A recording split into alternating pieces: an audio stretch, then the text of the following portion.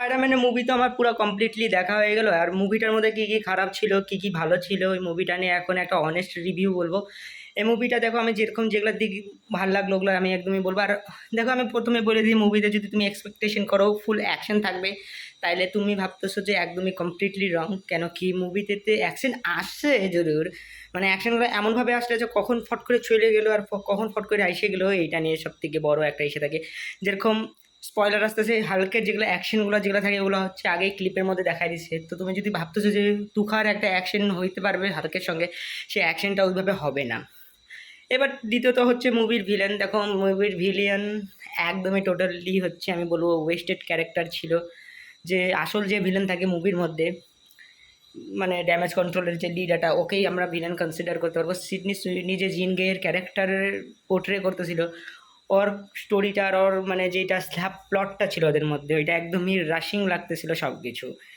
এবার এটা হয়ে গেল, এবার হচ্ছে পজিটিভ দিকগুলো যাই তো পজিটিভ দিক হচ্ছে যেরকম স্পাইডারম্যানের, যেটা টম হল্যান্ডের সবারই প্রবলেম ছিল যে স্পাইডারম্যান ডিপেন্ডেন্ট ক্যারেক্টার, আর স্পাইডারম্যান হচ্ছে সবারই খালি মানে নিডই লাগে, মানে কাউর আয়রনম্যানের লাগবে, মানে আয়রনম্যানকে লাগবে বা ডক্টর স্ট্রেঞ্জকে লাগবে গাইড করার জন্য, বা নিক ফিউরিকে লাগবে।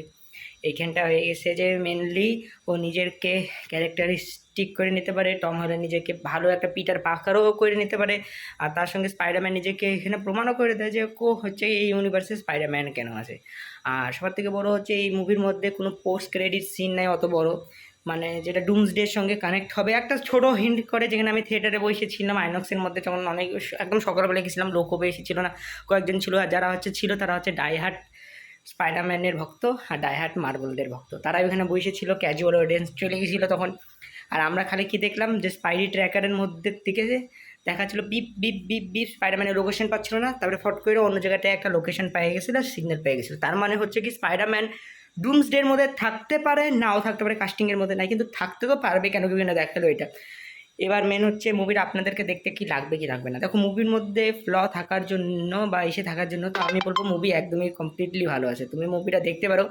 আর মেনলি যেগুলো প্রবলেমগুলো ইগনোর করতে পারো। মুভির স্টোরিটা একদমই ফার্স্টের হাফটা যেটা থাকে, মানে ফার্স্টে শুরু একদমই স্লো লাগতে পারে, কিন্তু তারপরে মুভিতে ভালো থাকে। আর হিন্দি ডাবিং একদমই ভালো ছিল, যেগুলো যেগুলো ডাবিং যেভাবে করছিল আমি বলবো এটা সুটেবল ডাবিং ছিল। যেরকম ডাবিং মানে বলিউড, মানে বলিউড না, মানে হলিউড হলিউডের মধ্যে যেগুলো ডাবিং করতে লাগে ওরকম যাবো। আর ভয়েস কাস্টিংও ভালো ছিল, যেটা হচ্ছে মেন ভয়েস কাস্টিং যার স্পাইডারম্যান আগের থেকেই থাকে, ওই একবার হয়েছিল ওটার থেকেই থাকে। তো এই মুভিটা আমি বলবো যে আমি রেটিং দিব 10-এর থেকে 7 রেটিং, আর আমার ভালো লাগলো দেখে। আর মুভিটা হচ্ছে এক্সপেকটেশন করো না যে নোবে হোমের মতন হতে পারে, নোবে হোমের মতন না, নোবে হোমের ক্লোজ যায় না, কিন্তু মুভিটা একদমই ভালো, কিন্তু ওটার থেকেও মানে মুভিটা ভালো আছে, মানে মুভিটা তোমাকে বোর ফিলিং করবে না, একদম অনেস্ট রিভিউতে আমি বললাম।